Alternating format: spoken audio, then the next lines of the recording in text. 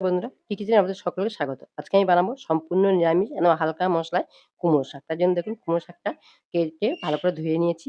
আর ছোট, ছোট টুকরো করে আলু আমি কেটে নিয়েছি। দেখুন কড়াইতে আমি অল্প একটু সরিষার তেল দিয়েছি। দেব ২ টো শুকনো লঙ্কা, অল্প একটু গোটা জিরে। এবারে আমি দেব টুকরো করা আলু। দেখুন আমি অল্প একটু আদা নিয়েছি, এটা আমি গ্রেট করে দিয়ে দেবো। দেখুন আলুটা আমি এর চেয়ে বেশি আর ভাজবো না। এবার আমি কুমড়ো শাকটা এর মধ্যে দিয়ে দেবো। দিয়ে ঢাকা দেবো। লবণটা এখন দেবো না। শাকটা অনেকটা কমে যাবে। কমে যাক তারপর আমি লবণটা দেবো। দেখুন অল্প একটু জিরে নিয়েছি, যেটা আমি শিলে বেটে নেবো। দেখুন শাকটা অনেক কমে গেছে। এবার আমি রুটিতে খাবো সেইজন্য লবণটা একটু কম দিচ্ছি। ভাত দিয়ে খেলে লবণ একটু বেশি দিয়ে দেবেন। অল্প একটু লবণ দিয়ে দিলাম। এবার দেবো হলুদ গুঁড়ো। হলুদ গুঁড়ো খুব বেশি আমি দেবো না।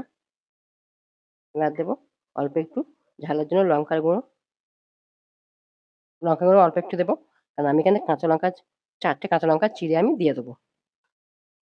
আমি নাড়াচাড়া করে নিয়েছি, দেখুন অল্প একটু জল দেবো। আলুটা সিদ্ধ হয়ে আসছে। আর ৪ টে কাঁচা লঙ্কা চিড়ে আমি এখানে দিয়ে দেবো। এবার আমি ঢাকা দেবো।